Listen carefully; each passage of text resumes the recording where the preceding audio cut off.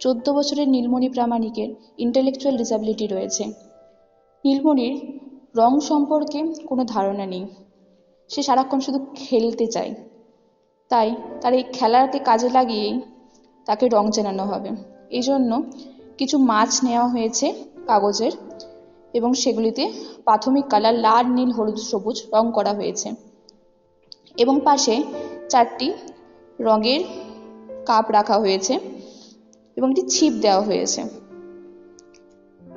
নীলমণি এখন ওই ছিপ দিয়ে মাছগুলি ধরছে এবং রং অনুযায়ী নির্দিষ্ট কাপে রাখছে।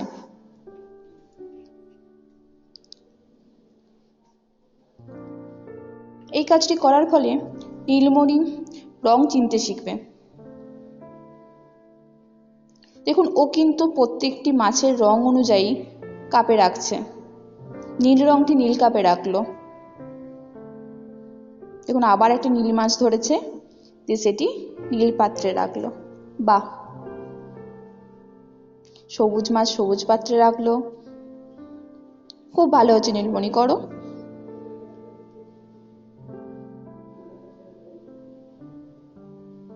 এবার হলুদ মাছ ধরেছে সে, দেখি কোনখানে রাখে, হলুদ পাত্রে। বাহ, খুব ভালো।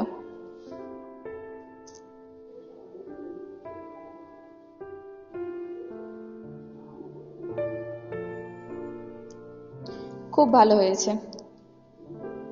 দেখা যাক ও ঠিক করে রাখলো কিনা। হ্যাঁ, ও সব রঙগুলি সঠিক পাত্রে রেখেছে। খুব ভালো হয়েছে নীলমণি, ভেরি গুড।